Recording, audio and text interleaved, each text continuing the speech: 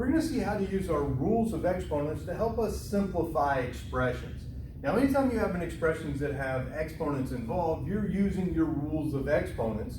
However, most of the time when you're told to simplify and you're going to use your rules of exponents, most of the time everything's joined by multiplication or division. So here we're really going to take a look at I don't want to spell that right. A bunch of expressions, and our directions here are just going to be simplified. Now, I'm going to give you some steps on how to do these, but the steps really don't have, like steps for solving linear equations or anything like this. Anytime you see everything joined by multiplication or division, these steps will generally help you simplify. The first thing you're going to want to always do is apply all, can't write, outside exponents. Step 2, move any negative exponents. Step 3, God, I can't write today. Let's see, combine all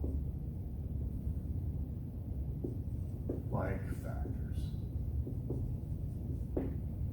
All right, now this is one of those cases that when students have problems like this, I find that they struggle a little bit in knowing when they're done. I know you've had that before, like you're simplifying, you're looking at something like, how do I know when to stop doing what all I'm doing? So a quick little hint here, are done when all the numbers are simplified.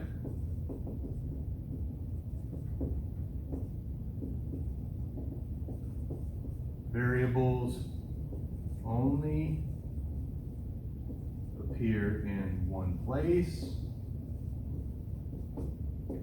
and you have no negative exponents. Okay, so kind of you're looking for three things, right? If there's numbers in the problem, you want to make sure all your numbers are simplified, like always. If you have variables, you can't have x's in two different places or y's in two different places. If a variable shows up, it can only appear in one place, and generally we don't like negative exponents when we're simplifying stuff. All right, let's just try a few examples of these as we go through. So let's say if I have like 2xy squared, 3x squared y to the fourth. All right, now notice in this expression, everything here is joined by multiplication and or division. You don't have any division of this, but same idea. So everything's joined by that. So these steps generally will help us get through that. First one says apply any outside exponents. Well, what I mean by outside exponents is exponents on parentheses, because that would be outside of stuff. I have two groups of parentheses, but there's no exponents on them, right? So I don't need to do that. Next thing says move any negative exponents. Remember, if you have a negative exponent on the top, it goes to the bottom, then it becomes positive. If you have a negative exponent on the bottom, it moves to the top and then becomes positive. I don't have any negative exponents. Next thing just says combine all like factors. Well, since all this is multiplying, let's go ahead and multiply what we can. I can multiply the 2 and the 3, which gives me a 6. X times x squared. Here we're multiplying, we have like bases, so we're going to add our exponents. So 1 and 2 give me a total of 3. X's multiplied together. Y squared, y to the fourth. If we add those exponents, we end up with y to the sixth. Quick check, all our numbers are simplified. The variables only appear in one place. We don't have any negative exponents, so we're done. Let's try another one.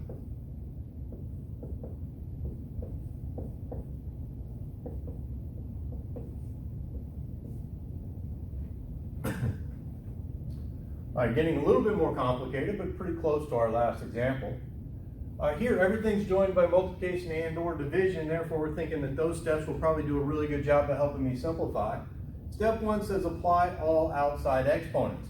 Now in this case, I do have an outside exponent. The exponent on the second set of parentheses needs to be applied. Now remember, there's a difference between applying an exponent to a number and applying an exponent to a variable. right here, this is 2 to the third power.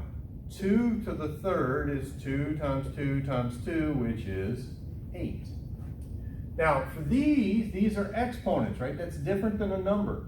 So we know by our rules, a power raised to a power we're going to multiply, so that's going to be x to the 12th, y to the 6th. We have an exponent raised to an exponent, you multiply. All right, next step says move any negative exponents. All right, I don't have any negative exponents, so let's just go ahead and combine stuff we can. Everything here is joined by multiplication, so let's multiply what we can. 3 times 8 is 24. X squared times x to the 12th, that's multiplication. So we're going to add our exponents, so that's x to the 14th. Y times y to the 6th would be y to the 7th. Okay, so all our numbers are simplified. Our variables only appear in one place. Only one place is with x, one place is with y's, and we do not have any negative exponents. All right, let's try another one. Well, if I had 4x squared y to the negative 3, 2x to the negative 4, y to the 5th.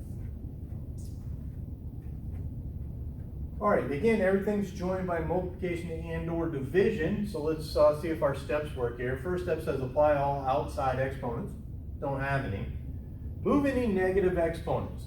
So I'm going to kind of treat this somewhat as two separate problems right now. What's inside of here and what's inside of here.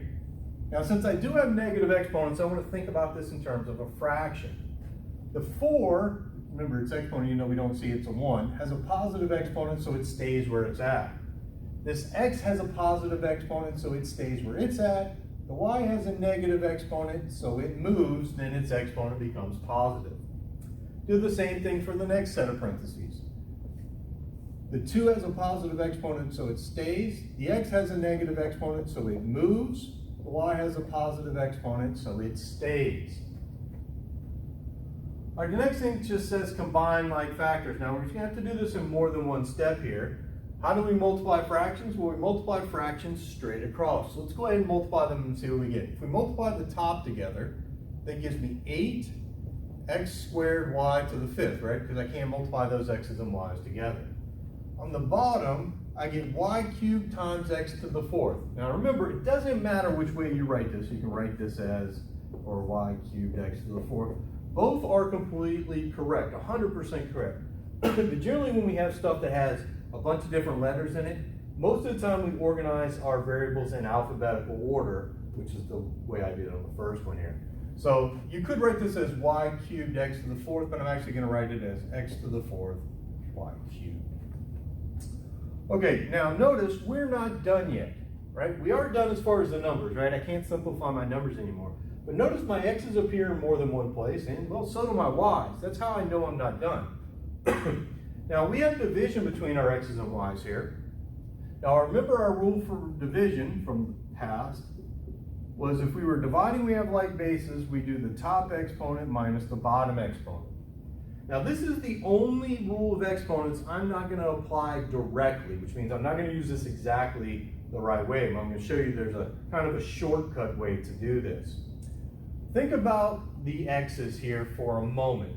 Here I have x squared over x to the 4th. Now, if I were to do this by the rule, that would be x to the 2 minus 4, which is 2 to the negative 2 power. But now I've but I get a 2x. Sorry. I've reintroduced negatives to the problem, negative exponents, which I'm supposed to be past. So I don't want to do that, even though that would just give me 1 over x squared, right? We just move it to the other side of the division bar, and then the exponent becomes positive. Think about division the way we saw it the first time. We're canceling out stuff. There's our 8. Here I'm reducing or canceling out x's, right? So where do I have more x's at? Well, I have more x's on the bottom. So if I start canceling out x's, I know that's where the leftovers are going to be. How many more powers of x do I have on the bottom? Well, I have 2 more, so I'd have x squared left on the bottom. And notice that's what we ended up with if we actually used our rule, just with a lot more steps. All right, here we're dividing with the y's, so we're canceling them out. Where do I have more y's at? Well, I have more y's on the top, which means that's where my leftovers are going to be. How many more powers of y do I have on the top? 2. And there we go. So the division rule is the only rule we don't use exactly, that we kind of cheat our way around just a little bit. So let's try another one here about 3x to the negative 2y to the 4th squared 4. I don't know, let's do x to the negative 3y squared. All right, do me a favor, hit pause and see if you can simplify this expression. All right, if you're back, let's see how you did. Everything up here is joined by multiplication and or division, so our steps over there should work. Step 1 says apply any outside exponents. Now I do have an outside exponent here. Now remember, there's a difference between numbers and exponents. So this is going to be 3 squared, which is 9. X to the power raised to a power, I'm going to multiply, so that's negative 6y to the 8th. Now over here, this is going to stay the same. All right, the next thing says move negative exponents. So in this first piece, I do have some negative exponents, so I'm going to think about that as a fraction. The 9 has a positive exponent, so it stays. The x has a negative exponent, so it moves. The y has a positive exponent, so it stays. All right, over here, I have negative exponents, so I'm thinking about it as a fraction. 4 has a positive exponent, so it stays. The x has a negative exponent, so it moves. The y has a positive exponent, so it stays. Okay, so we don't have any more negative exponents. Next thing says combine all like factors. Well, here we need to multiply this together, so let's go ahead and multiply what we can. 9 times 4 would give us what? 36. Now here we're multiplying these y's, and we can actually multiply y's, so we're going to add those exponents. That's y to the 10th. X to the 6th, x to the 3rd, we're multiplying them, so we're going to add those exponents, so I get x to the 9th. Quick check. All my numbers are simplified. My variables only appear in one place. No negative exponents, so that is simplified. All right, let's try another one. Let's make one that looks a lot uglier. How about big fraction here? 2x to the negative 3y squared z to the negative 4. Let's do 4x to the negative 5. Y to the negative 3, z to the 6th squared. All right, look at this mess. So on top, that's 2x to the negative 3, y squared, z to the negative 4. On the bottom, that's 4x to the negative 5, y to the negative 3, z to the 6th. Now, horrible looking mess, but let's actually just follow our rules. First thing says apply all outside exponents. So everything on the inside there, only one set of parentheses, everything inside there needs to be squared. Now remember, there's a difference between numbers and exponents. 2 squared would be 4, and I'm going to go ahead and do the bottom. 4 squared is 16. Notice I got my numbers out of the way because they go by a different rule, right? I'm just applying exponents. Now for the rest of these are exponents, so power raised to a power, we multiply. So it's x to the negative 6. Y to the 4th, z to the negative 8th, x to the negative 10th, y to the negative 6th, z to the 12th. So power raised to a power, we multiply. Next step, and I'm going to go ahead and write myself a fraction bar, is move any negative exponents. So the easiest way to do this is kind of move across the top, decide where everything goes, then move across the bottom, decide where everything goes. So if I start on the top, the 4 has a positive exponent, so it stays. This x on top has a negative exponent, so it moves. The y on top has a positive exponent, so it stays. The z on top has a negative exponent, so it moves. So now I have everything that was on the top where it belongs. Now, let's move across the bottom. 16 has a positive exponent, so it stays. The x in the denominator has a negative exponent, so it goes to the top. The y in the bottom has a negative exponent, so it goes to the top. And the z in the bottom has a positive exponent, so it stays. All right, so now we have no more negative exponents. Now we can start simplifying. Well, here we have some numbers. A 4 and a 16 will reduce to 1 and a 4. Probably not going to need that 1 there, but I'll put it there for a second.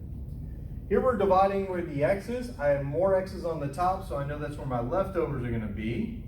and I have 4 more x's on the top, 4 more powers of x. Here with the y's, notice I'm going alphabetically. Here with the y's, we're multiplying the y's, so we know if we multiply, we are going to add our exponents. And down here on the bottom, z's, we're multiplying those, so if we multiply, we add those, so I have z to the 20th. So I have x to the 4th, y to the 10th, all over 4z to the 20th. All my numbers are simplified. My variables only appear in one place, and I don't have any negative exponents. So that's about as simple as that expression can get.